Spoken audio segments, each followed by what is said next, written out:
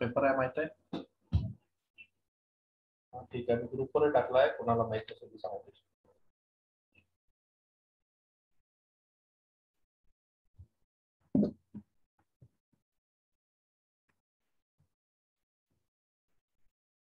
Screen visible आहे? Hello. Yes, sir. So we were talking about Kohlrausch's law. According to Kohlrausch's law, equivalent conductance or molar conductance of any electrolyte, कोणत्या इलेक्ट्रोलाइटचं equivalent conductance किंवा molar conductance at infinite dilution, it is the sum of equivalent conductance of cation and anion at infinite dilution. So this law was given by Kohlrausch's. It is called as Kohlrausch's law of independent migration. कोलरॉचच्या म्हणण्याप्रमाणे electrolyte मधले जे ions आहे, it may be a strong electrolyte, it may be a weak electrolyte, दोन्हीसाठी हे लागू पडतं. तर त्याच्यासाठी जो नियम त्याच्या according to him, that is according to Kohlrausch's, electrolyte मधले सगळे आयन्स जे आहेत ते इंडिपेंडेंटली मूव्ह करतात. The ions in the electrolyte move independently and they make a definite contribution to the total conductance of electrolyte. इलेक्ट्रोलाइटच्या total कंडक्टन्सला प्रत्येक आयनचं कंट्रीब्युशन जे आहे ते अलग अलग असतं आणि ते डेफिनेट असतं. म्हणजे सीएलचं कंट्रीब्युशन एवढं, के प्लसचं कंट्रीब्युशन एवढं, या पद्धतीने ते कंट्रीब्युशन असतं. And the sum of this equivalent conductance of cation and that of anion is equal to the equivalent conductance of the electrolyte. So this law was given by Kohlrausch. This law is very helpful to determine the equivalent conductance of weak electrolyte. We know that we have seen that we can plot a graph between the concentration or dilution and molar or equivalent conductance of weak electrolyte and strong electrolyte. From that graph, we can, by extrapolating that graph, we can calculate the molar conductance or equivalent conductance of strong electrolyte, but we cannot calculate or we cannot plot a graph or we cannot get the value for equivalent conductance molar or molar conductance of weak electrolyte. Weak electrolyte साठी आपल्याला molar conductance किंवा equivalent conductance त्या graph वरून किंवा experimentally आपल्याला काढता येत नाही. पण स्ट्रॉंग इलेक्ट्रोलाइटचं इक्विव्हॅलंट कंडक्टन्स किंवा मोलर कंडक्टन्स आपल्याला ग्राफवरून किंवा एक्सपेरिमेंटली आपल्याला डिटरमाइन करता येतं. Okay, by extrapolating the graph we can determine the value of molar conductance or equivalent conductance for strong electrolyte, but it is not applicable for weak electrolyte. Now, so with the help of this Kohlrausch's law च्या मदतीने we can find out the equivalent conductance of weak electrolyte also. So we calculation of equivalent conductance at infinite dilution of weak electrolyte. Then we can calculate the equivalent conductance for or molar conductance for weak electrolyte at infinite dilution by using this Kohlrausch's law. This is the application of Kohlrausch's law. So we can do it by two methods. One is from transport number. Transport नंबरची एक method आहे, त्या मेथडने सुद्धा आपल्याला काढता येतं. या method मध्ये काय करतो असतो आपण, दोन इलेक्ट्रोलाइट्स घेतो, strong electrolyte. For this two electrolytes containing cations and anions of weak electrolyte are taken and their equivalent conductance at infinite dilution are determined by extrapolation. आपल्याला माहिती आहे की स्ट्रॉंग इलेक्ट्रोलाइट जर घेतले तर स्ट्रॉंग इलेक्ट्रोलाइटचं इक्विव्हॅलंट कंडक्टन्स किंवा molar conductance आपल्याला एक्स्ट्रापोलेट केला, तो ग्राफ मागचा ग्राफ आपण पाहिला होता तो, तर त्याच्यावरून आपल्याला त्याची व्हॅल्यू मिळते. पण वीक इलेक्ट्रोलाइटची आपल्याला काढावी लागते बाय युजिंग कोलरॉचस लॉ. तर ट्रान्सपोर्ट नंबरचा एक फॉर्म्युला आहे, त्याच्यानुसार आपल्याला हे काढता येतं. For example, if we want to determine the equivalent conductance at infinite dilution of electrolyte, that is ammonium hydroxide. हा जो इलेक्ट्रोलाइट आहे, हा इलेक्ट्रोलाइट वीक इलेक्ट्रोलाइट आहे. Ammonium hydroxide, it is a weak electrolyte. So we have to find out the suppose we have to find out the equivalent conductance at infinite dilution of this electrolyte.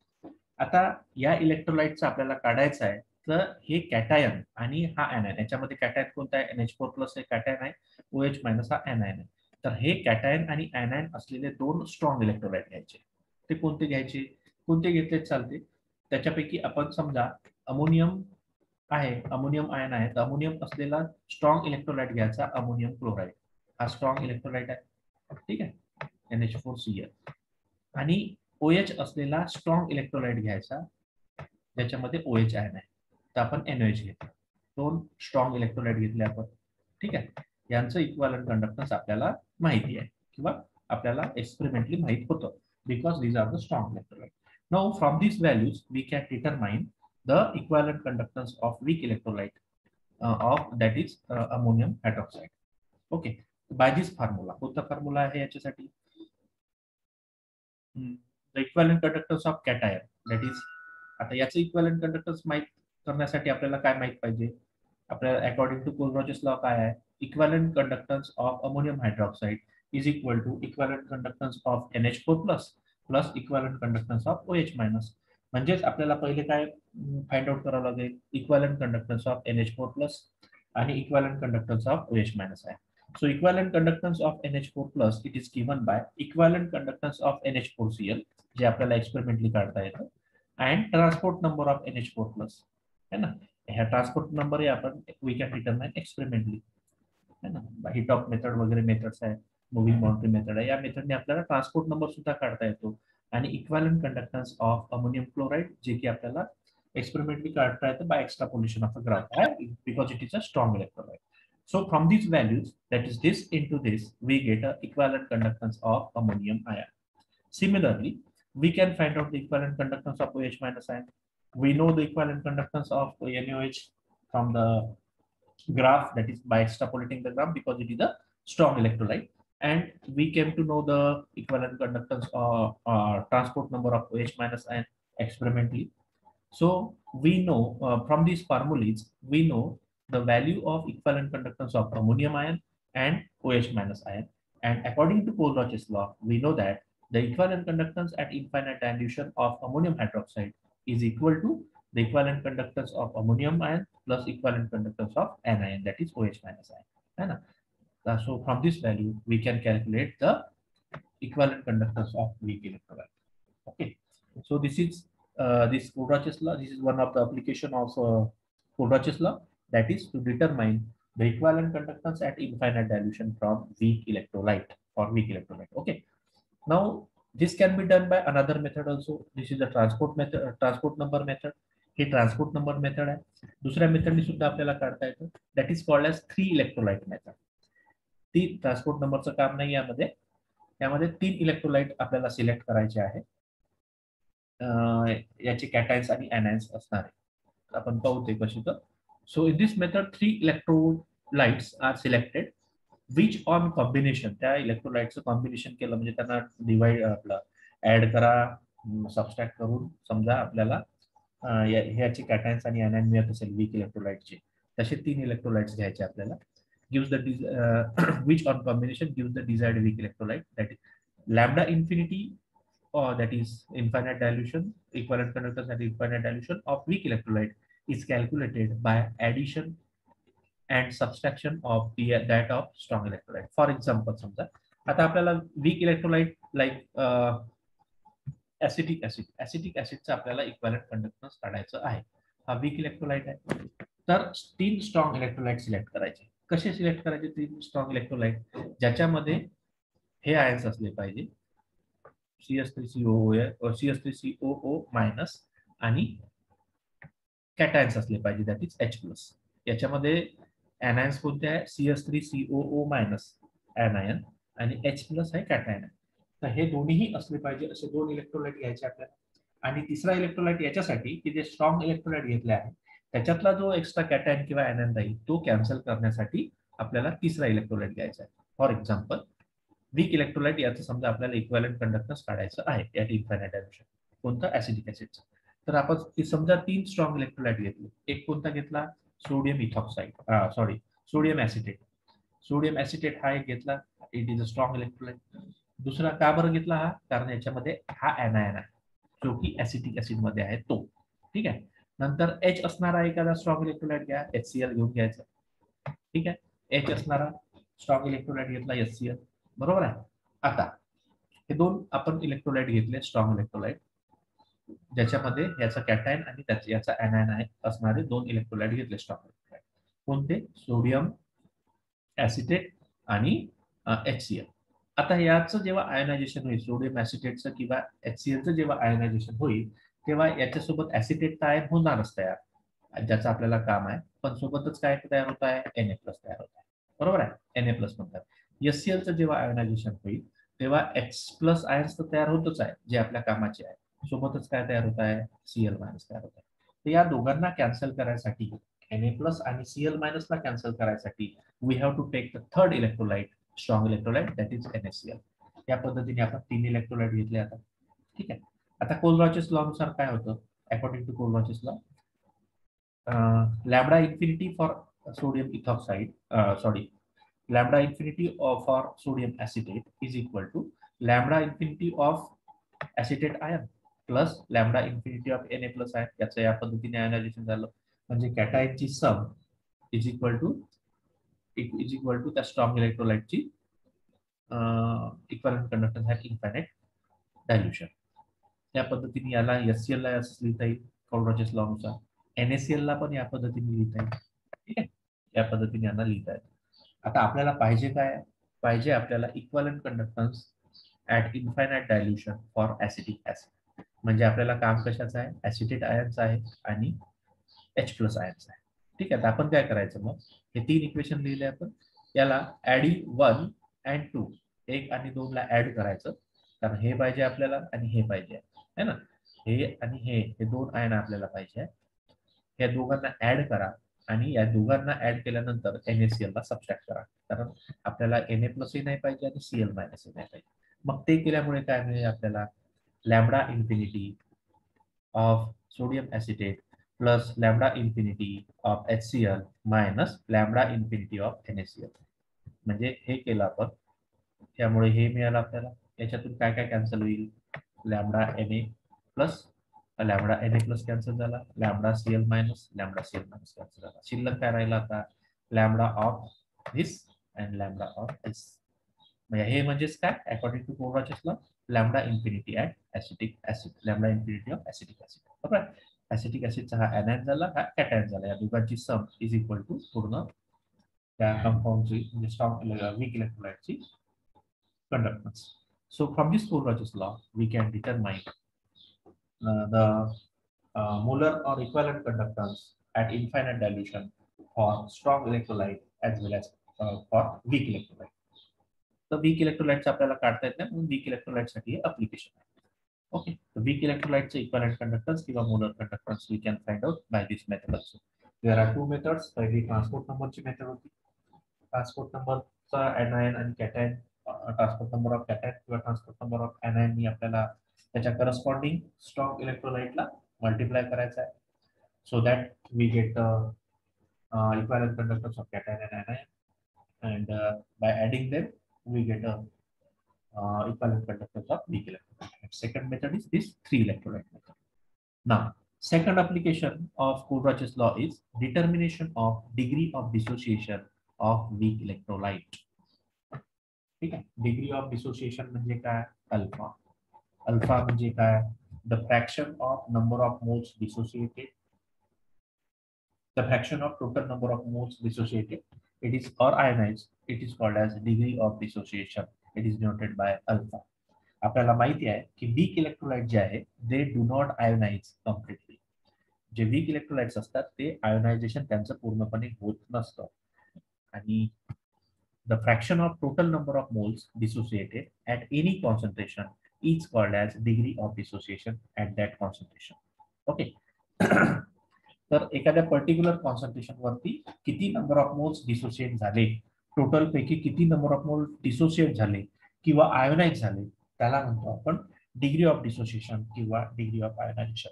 It is denoted by alpha, and alpha is given by number of moles dissociated at a particular concentration divided by the total number of moles. समजा एखाद्याचे 100 moles आपण acetic ऍसिडचे घेतले, त्याचे 10 moles काय होईल, एखाद्या particular कॉन्सन्ट्रेशनवर 10 moles त्याचे dissociate झाले. त्या केसमध्ये डिग्री ऑफ डिसोसिएशन काय झाली, 10/100. ओके, या पद्धतीने. आता आपल्याला डिग्री ऑफ डिसोसिएशन काढायचं आहे. We know that equivalent conductance at any concentration is directly proportional to number of moles. जेवढे नंबर ऑफ मोल्स डिसोसिएट झालेले आहे किंवा आयोनाइज झालेले आहे त्याला काय प्रपोर्शनल राहील, इक्विव्हॅलंट कंडक्टन्स किंवा मोलर कंडक्टन्स. बरोबर आहे.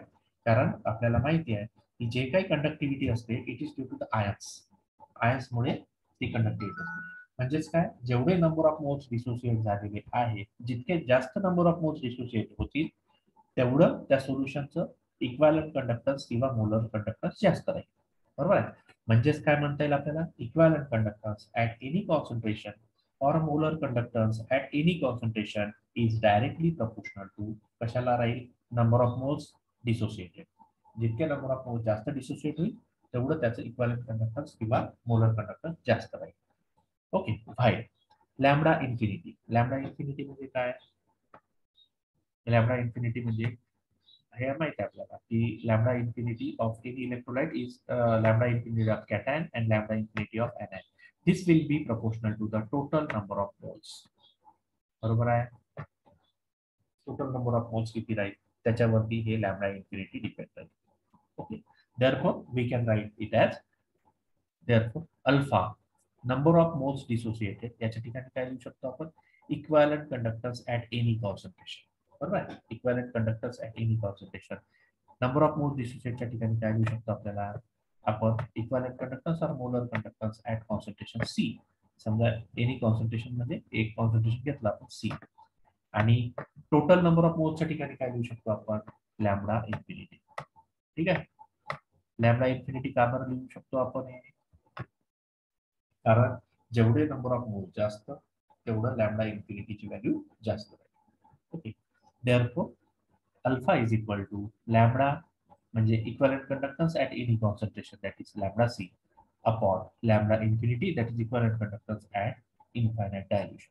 So by knowing these two values, या व्हॅल्यूज माहित झाल्या आपल्याला एकदा की we can find out the degree of dissociation of weak electrolyte. Okay.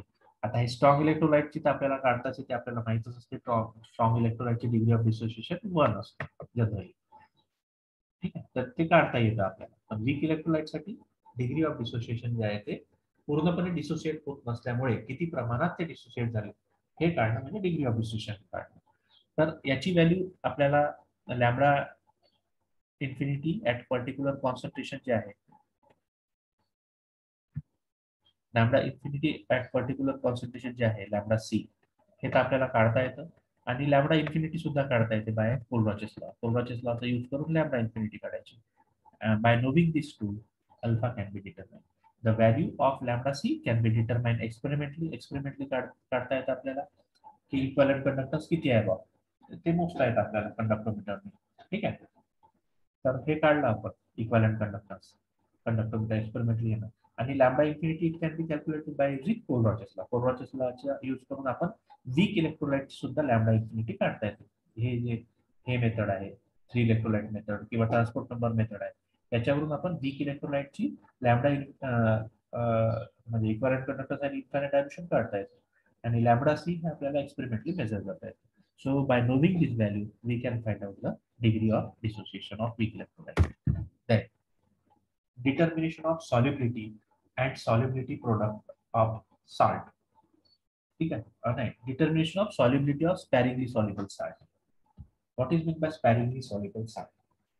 There are certain salts, काही salts असतात like barium sulfate आहे, AgCl आहे. हे जे salts आहे हे जेव्हा आपण पाण्यामध्ये टाकतो तेव्हा खूप कमी प्रमाणात ते सॉल्युबल होतात. मी आयोनाइडची गोष्ट करत नाही आहोत, सॉल्युबिलिटीची गोष्ट करतात. ठीक आहे. जसं तुम्ही NaCl घेतलं, NaCl म्हणजे 1 चमचा पाणी घेतलं, 1 ग्लास पाणी घेतलं, 1 चमचा मीठ घेतलं, ते समजा तुम्ही डिझॉल्व्ह केलं, पूर्णपणे डिझॉल्व्ह होऊन जाईल ते, है ना. पण तसंच तुम्ही बेरियम सल्फेट घेतलं किंवा AgCl घेतलं, PbSO4 घेतलं, हे जे साल्ट आहे PbSO4, BaSO4 हे जे साल्ट्स आहेत हे साल्ट्स पूर्णपणे सॉल्व्ह होत नाही. तुम्ही एक चमचा टाकलं त्याचं तर 1 चमचा मधला एक 1/4 पार्ट नाही, 1/10 पार्ट म्हणा किंवा 1/5 पार्ट इतकं ते सॉल्युबल होईल. बाकी जशाने तसं ते खाली लागून राहील, म्हणजे खाली जमा होईल ते. ओके. तर असे जे साल्ट्स असतात which are very whose solubility is very low in a solvent are called as sparingly soluble salts. असे जे साल्ट्स आहेत ज्यांची सॉल्युबिलिटी फार कमी असते त्यांना म्हणतो आपण sparingly soluble salt. And what is mean by solubility? Solubility म्हणजे काय? त्याची डिझॉल्व्ह होण्याची जी क्षमता आहे that is called as solubility. Okay, dissolve किती झालं त्याला आपण त्याची सॉल्युबिलिटी म्हणतो. ओके, तर certain salts saturate the solution. Saturate the solution म्हणजे काय? खाली जमा होतात at very low concentration called as sparingly soluble salt. म्हणजे तुम्ही एक स्पून समजा जरी तुम्ही वॉटरमध्ये टाकले स्पॅरिंगली सॉल्युबल साल्ट, तर मी तुम्हाला सांगितलं होतं खूप कमी प्रमाणात 5% म्हणा किंवा 10% म्हणा किंवा 2% म्हणा, इतक्या कमी प्रमाणात ते सॉल्युबल होतात आणि बाकीचा जो साल्ट आहे तो जसे तसा त्या वॉटरच्या म्हणजे खाली जमा होतो. तर त्याला ते झालं सॅच्युरेटेड सोल्युशन आणि त्या साल्टला म्हणतात sparingly soluble salt. The concentration of solution is so small that. आता कॉन्सन्ट्रेशनची डेफिनेशन काय? कॉन्सन्ट्रेशनची डेफिनेशन काय? जेवढा अमाऊंट ते साल्ट त्या वॉटरमध्ये म्हणा सॉल्युबल झालेला आहे त्याचं किती प्रमाणातला साल्ट सॉल्युबल झालेला आहे त्याला आपण कॉन्सन्ट्रेशन म्हणतो है ना. सॅच्युरेटेड झालाय त्याला नाही म्हणत आपण, किती प्रमाणात तो डिझॉल्व्ह झालेला आहे त्याच्यामध्ये त्याला आपण त्याचं कॉन्सन्ट्रेशन म्हणतो. तर अर्थातच मला हे म्हणायचं आहे की स्पॅरिंगली सॉल्युबल साल्टचं जे कॉन्सन्ट्रेशन असतं ते खूप कमी असतं कारण ते कमी प्रमाणात डिझॉल्व्ह होतं म्हणून. The concentration of this solution is so small that it can be considered as an infinite dilution. ठीक आहे. आता तुम्ही 1 लिटर पाण्यामध्ये बेरियम सल्फेट किंवा PbSO4 टाकलं तर यातलं मी तुम्हाला सांगितलं 5%, 1%, 2% एवढं ते सॉल्युबल होईल है ना. म्हणजे समजा तुम्ही 100 ग्रॅम टाकलं त्यातलं 1 ग्रॅम त्याच्यात सॉल्युबल झालं. ठीक आहे. आता एवढ्या मोठ्या पाण्यात 1 ग्रॅम म्हणा किंवा 0.1 ग्रॅम म्हणा इतकं जर सॉल्युबल होत असेल तर त्याला आपण इन्फायनाइट डायल्युशन म्हणू शकतो कारण जास्त प्रमाणात वॉटर आहे आणि खूप कमी प्रमाणात त्या साल्ट डिझॉल्व्ह झालेला आहे ना. म्हणजे concentration is tending to zero concentration प्रमाणे त्याला अज्युम करता येईल आपल्याला. ठीक आहे. इन्फायनाइट डायल्युशन म्हणजे concentration it tends to zero, not totally zero, it is tending to zero. The concentration of solution is so small that it can be considered as infinite dilution. Since the solution is saturated, solution saturated आहे म्हणजेच this can be taken as solubility of a salt as. Solubility किती आहे म्हणजे किती amount त्याच्यात dissolve झालेला आहे ते आपल्याला म्हणजे सॉल्युबिलिटी म्हणून ट्रीट करता येतं. कारण काय असतं सॉल्युबिलिटी काढायची असेल समजा तुम्हाला NaCl काय करावं लागतं त्याचं सॅच्युरेटेड सोल्युशन तयार करावं लागतं. बरोबर. सॅच्युरेटेड सोल्युशन म्हणजे कसं त्याची जेवढी लिमिट आहे डिझॉल्व्ह होण्याची तेवढी लिमिट झाली तो पूर्ण डिझॉल्व्ह झाला त्याच्यानंतर जर पुन्हा आपण साल्ट ऍड करत गेलो तर काय होते तो डिझॉल्व्ह होणार नाही त्याच्या खाली जमा होईल त्याला आपण सॅच्युरेटेड सोल्युशन म्हणतो. अशा परिस्थितीमध्ये जेव्हा ते सॅच्युरेटेड सोल्युशन असते तेव्हा जेवढा साल्ट डिझॉल्व्ह झालेला असतो पाण्यामध्ये त्याला म्हणतात त्याची सॉल्युबिलिटी. त्याला काय म्हणतात त्याची solubility of A salt. Okay. Salt आपण घेतलं त्याचं सॅच्युरेटेड सोल्युशन तयार केल्यानंतर जेवढा सॉल्ट त्या वॉटरमध्ये डिझॉल्व्ह झालेला आहे त्याला म्हणतो आपण त्याची सॉल्युबिलिटी. ओके. तर आता हे स्पॅरिंगली सॉल्युबल जे साल्ट असतात ते कसे असतात खूप कमी प्रमाणात सॉल्युबल होतात म्हणजे त्याचं सॅच्युरेटेड सोल्युशन तसं तयार होऊन जातं पटकन थोडंसं टाकलं तरी कारण खूप कमी प्रमाणात ते डिझॉल्व्ह झालेलं असतं. त्यालाच काय म्हणता येईल मग त्याला त्याची सॉल्युबिलिटी म्हणता येईल आपल्याला है ना. त्याची सॉल्युबिलिटी म्हणता येईल कारण सॅच्युरेटेड सोल्युशन तयार होत असताना जेवढा साल्ट डिझॉल्व्ह झालेला असतो त्याला सॉल्युबिलिटी म्हणतो आपण. Okay. So this can be treated as a solubility of A salt.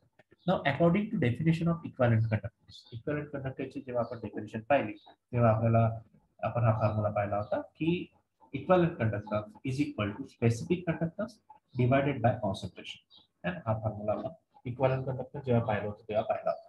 That is lambda that is equivalent conductance is equal to हाच फॉर्म्युला मोलर कंडक्टन्ससाठी लागू पडतो. फक्त जे कॉन्सन्ट्रेशन आहे हे ग्राम इक्विव्हॅलेंट घेतलं ग्राम इक्विव्हॅलेंट पर लिटर घेतलं तर ते झालं इक्विव्हॅलेंट कंडक्टन्स आणि मोल्स पर लिटर घेतलं तर ते झालं molar conductance. Okay. So according to definition of equivalent conductance lambda is equal to specific conductance divided by concentration where K is specific conductance आणि C is concentration in metre cube. Concentration in metre cube म्हणजे काय equivalent rate dissolve in a metre cube. Metre cube म्हणजे काय? Litre into 10⁻³ litre म्हणजे DM cube. Okay, litre जेव्हा म्हणतो it is equal to the DM cube. In order to convert liter into meter cube, we have to multiply by 10⁻³. Okay, so lambda infinity is equal to k upon c. Therefore, c is equal to काय झालं? K upon lambda infinity. Okay, as the solution is saturated, कारण आपल्या spanning soluble सॉल्टचं जे काही concentration असतं तेच म्हणजे solubility झाली त्याची. As the solution is saturated solution असल्यामुळे कॉन्सन्ट्रेशन इज इक्वल टू काय राहील? सॉल्युबिलिटी है ना. कारण थोडं टाकलं तरी सॅच्युरेटेड सोल्युशन तयार होतं, तेच कॉन्सन्ट्रेशन म्हणजेच त्याला सॉल्युबिलिटी म्हणतात. For sparingly soluble salt, sparingly soluble salt मध्ये concentration is equal to the solubility असते. म्हणजे सी इज इक्वल टू काय? S. Therefore S is equal to K upon lambda infinity. आणि लॅम्बडा इन्फिनिटी वीक इलेक्ट्रोलाइटची किंवा कोणत्या इलेक्ट्रोलाइटची आपल्याला काढता येते बाय युजिंग कोलरॉचेस लॉ. कशी? Lambda infinity of cation plus lambda infinity of anion. आणि ह्या के म्हणजे स्पेसिफिक कंडक्टन्स आपल्याला लिटरेचर मधून मिळून जातो. लिटरेचर मध्ये दिलेलं असतं स्पेसिफिक कंडक्टन्स त्या इलेक्ट्रोलाइटचं स्पेसिफिक कंडक्टन्स किती आहे ते लिटरेचर मधून मिळून जातं. So by knowing all this things we can find out the solubility of sparingly soluble salt. Okay, also solubility product काय? Solubility product is related to solubility as जर युनिव्हॅलंट type of electrolyte असेल, युनिव्हॅलंट म्हणजे काय? युनिव्हॅलंट म्हणजे NaCl वगैरे या टाइपचं जर electrolyte असेल तर त्याच्यासाठी सॉल्युबिलिटीचा फॉर्म्युला आहे, सॉल्युबिलिटी प्रोडक्टचा फॉर्म्युला आहे सॉल्युबिलिटीचा square, that is S square. आणि समजा बायव्हॅलंट जर इलेक्ट्रोलाइट असेल, युनि बायव्हॅलंट म्हणजे MgCl2 झालं है ना, CaCl2 झालं, या पद्धतीचे जर असतील तर त्याच्यासाठी फॉर्म्युला आहे 4 into s raised to power 3. Ksp is equal to 4 into s raised to power 3. Okay, so these are the formulas for solubility product. S म्हणजे solubility. Solubility याच्यावर काढता येते म्हणजे त्याच्यावरून आपल्याला solubility product त्या इलेक्ट्रोलाइटचं काढता येते. सॉल्युबल सॉल्टचा आपल्याला सॉल्युबिलिटी प्रोडक्टची त्याच्यावर काढता येते. एकदा सॉल्युबिलिटी माहिती झाली सॉल्युबिलिटी प्रोडक्ट काढता येते. So this is the third application.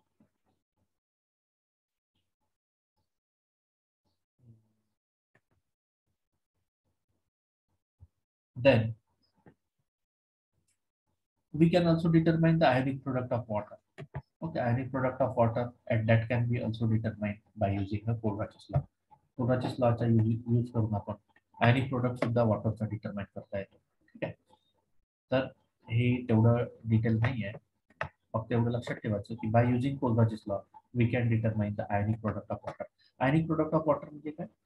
It is denoted by Kw is equal to concentration of H plus into concentration of OH minus. Okay, concentration of H plus into concentration of OH minus.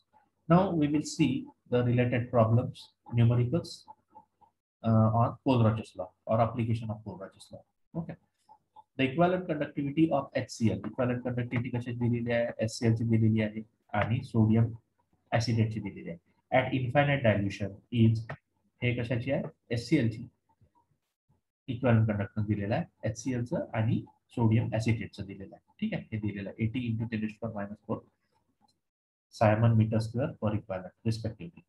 The transport number of H plus चा transport number in HCl is 0.84 and that of acetate ion in sodium acetate is 0.56.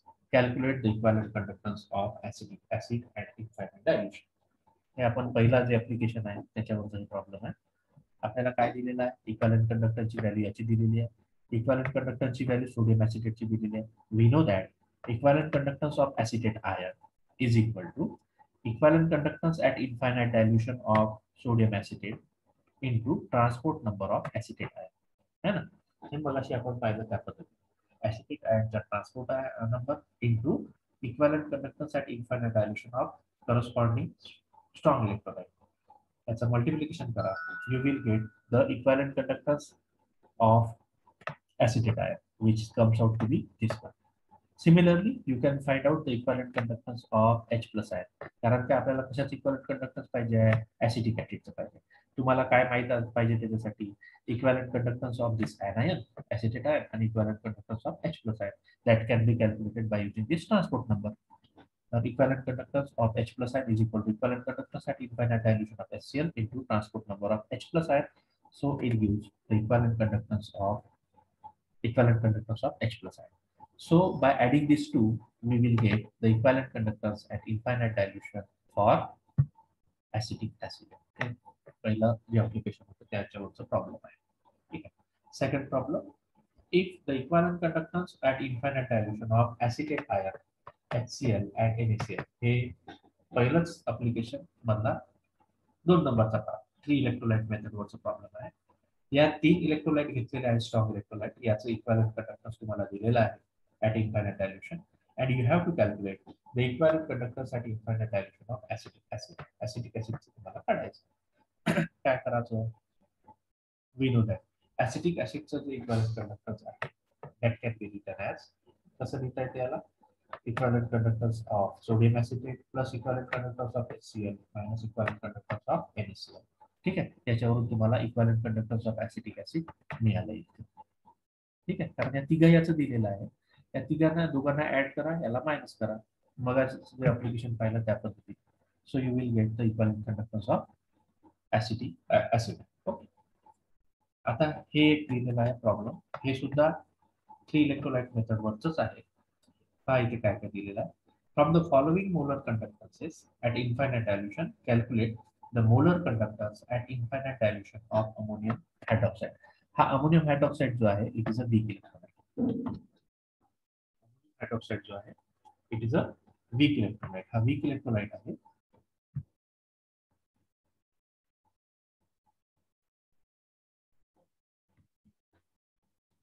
तर खाली जे information दिलेली आहे याच्यावरून तुम्हाला याचं equivalent conductance काढायचं आहे ॲट इन्फायनाइट डायल्युशन. खाली काय दिलेलं आहे इक्विव्हॅलेंट कंडक्टन्स किंवा मोलर कंडक्टन्स दिलेला आहे व्हॅल्यू. मोलर कंडक्टन्स म्हणजे इक्विव्हॅलेंट कंडक्टन्स सारखं आहे जवळपास. तर हे मोलर कंडक्टन्सचे व्हॅल्यू काढायचे आहे. तर आपल्याला काय दिलेलं आहे BaCl2 चं दिलेलं आहे मोलर कंडक्टन्स. ओके. नंतर काय दिलेलं आहे तिन्ही इलेक्ट्रोलाइट मेथड मध्ये याचे कॅटायन असलेला एक इलेक्ट्रोलाइट ऍनायन असलेला एक स्ट्रॉंग इलेक्ट्रोलाइट घ्यायचा आहे. ओके. आणि हे जे स्ट्रॉंग इलेक्ट्रोलाइट आपण घेतो तर त्याच्यासोबत जे कॅटायन आणि ऍनायन तयार होतात जे आपल्या कामाचे नाही ते कॅन्सल करायसाठी तिसरा इलेक्ट्रोलाइट घ्यावा लागतो. तर पहा याच्यासाठी कोणता इलेक्ट्रोलाइट घेतलाय मग अमोनियम हायड्रॉक्साइडसाठी OH आयनसाठी BaOH/2 घेतला आहे आणि NH4 साठी NH4Cl घेतला आहे. ठीक आहे. हे एवढी इन्फॉर्मेशन आपल्याला दिलेली आहे. आपल्याला पाहिजे काय आहे equivalent conductance at infinite dilution of ammonium hydroxide हे आपल्याला काढायचं. तर कीवर्ड हे आहे. यालाच आपल्याला या पद्धतीने लिहिता येते Ba+2 आणि Cl2 असल्यामुळे 2 × λCl मायनस लिहिता येते. ठीक आहे. त्याचे इक्विव्हॅलेंट कंडक्टन्स मोलर कंडक्टन्सची व्हॅल्यू याची दिलेली आहे. त्याच पद्धतीने याच्या मोलर कंडक्टन्सची व्हॅल्यू दिलेली आहे. इथे 2 असल्यामुळे इथे 2 लिहिले आपण. ठीक आहे. अजून अमोनियम क्लोराईडची सुद्धा मोलर कंडक्टन्सची व्हॅल्यू दिलेली आहे. ठीक आहे. आता आपल्याला पाहिजे काय अमोनियम हायड्रॉक्साइड पाहिजे. त्याच्यासाठी करायचं काय इक्वेशन नंबर 2 याला आपल्याला हे आला पाहिजे फॉर्म्युला इक्विव्हॅलेंट कंडक्टन्स ऑफ हे आपल्याला हे पाहिजे आहे आणि काय पाहिजे OH म्हणजे हे पाहिजे. पण OH एकच पाहिजे आपल्याला 2 नाही पाहिजे. बरोबर. त्याच्यासाठी करावं काय लागेल आपल्याला बाकीचं सगळं कॅन्सल करायचं. इथे 2 Cl आहे तर याला Cl ला कॅन्सल करण्यासाठी याला काय करावं लागेल इक्वेशन 3 ला मल्टिप्लाय बाय 2 करावं लागेल. बरोबर आहे. तेव्हाच हे कॅन्सल होईल ना हे 2 हे 2. तसंच हे तर इथे कॅन्सल होईल हे मायनस केल्यानंतर है ना. हे मायनस केल्यानंतर हे कॅन्सल होत आहे मायनस केलं तर. ठीक आहे. आता काय करतो आपण इक्वेशन 2 म्हणजे हे इक्वेशन. ओके. इक्वेशन 2 प्लस 2 × 3 2 × 3 - 1 2 ला 3 नी इक्वेशन 3 ला 2 नी मल्टिप्लाय करा तर मी सांगितलं तुम्हाला 2 ला 3 नी मल्टिप्लाय केलं सॉरी 3 इक्वेशन 3 ला 2 नी मल्टिप्लाय केलं इक्वेशन 3 ला 2 नी मल्टिप्लाय केलं काय होऊन जाईल इथे 2 येईल है ना इथे 2 येईल. बरोबर आहे. आणि याच्यातून -1 करायचं आहे. ठीक आहे. 2 प्लस 2 इंटू 3 मायनस 1 असं केल्यामुळे काय होईल पहा आपल्याला. इक्वेशन 2 म्हणजे कोणतं हे झालं हे 2 equation 2 plus 2 into equation 3 equation 3 ला 2 ने मल्टिप्लाय केला मायनस इक्वेशन 1. ठीक आहे हे केलं आपण काय होईल याच्यामुळे हे कॅन्सल झालं. ठीक आहे नंतर ट्वाइस ओ एच मायनस राहिले आहे इथे ट्वाइस NH4 प्लस राहिले आहे ट्वाइस CL मायनस हे कॅन्सल झाले म्हणजे काय मिळालं आपल्याला twice lambda NH4 plus plus twice lambda OH minus is equal to this. ठीक आहे हे केल्यामुळे यांचे व्हॅल्यू सुद्धा त्याप्रमाणे अकॉर्डिंगली आपल्याला मल्टिप्लाय आणि ऍडिशन वगैरे करावं लागेल है ना. याची व्हॅल्यू ही होती 2 इंटू इक्वेशन 3 ला हे केलं 3 ला 2 ने मल्टिप्लाय केलं याला सुद्धा 2 ने मल्टिप्लाय करावं लागेल मायनस दिस इक्वेशन 1. ओके याच्यावरून आपल्याला हे मिळालं म्हणजेच काय मिळालं आपल्याला 2 इंटू NH4OH ची हे व्हॅल्यू मिळाली. आपल्याला एकच याची पाहिजे ना 2 नाही पाहिजे याला डिवाइडेड बाय 2 करून टाका म्हणजे तुम्हाला अमोनियम हायड्रॉक्साईडची मोलर कंडक्टिव्हिटीची व्हॅल्यू मिळेल. ठीक आहे दिस इज अ सिंपल प्रॉब्लेम तुम्हाला हे येईल problem. The specific conductance of a saturated solution, a sparingly soluble salt AgCl at 180 degree is 1.24 into 10 raised to power minus 4 Siemens per meter. After subtracting that from water, the ionic conductance of Ag plus and Cl minus ion are 53.8 and is 53.8 into 10 raised to power minus 4 and 65.3 into 10 raised to power minus 4 Siemens per meter square respectively. Calculate the solubility of AgCl at this temperature. आपल्याला solubility काढायची आहे. स्पॅरिटी soluble म्हणून काय घेतलं saturated solution घेतलं AgCl चं. आपल्याला silver chloride AgCl चं काय करायचं आहे सॉल्युबिलिटी काढायची आहे म्हणजे S डिटरमाइन करायचं आहे. ठीक आहे S डिटरमाइन करायचा आहे. टाइम सप्लाय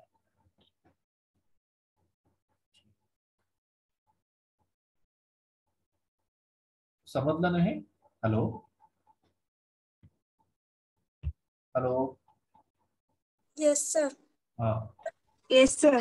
ठीक आहे आपण आज संध्याकाळी वगैरे नाही तर उद्या संध्याकाळी नाही तर रविवारी मी तसा मेसेज टाकतो एक लेक्चर घेऊन घेऊ त्याच्यामध्ये इलेक्ट्रोकेमिस्ट्री पूर्ण फिनिश करून टाकू. ठीक आहे ठीक आहे Okay, sir.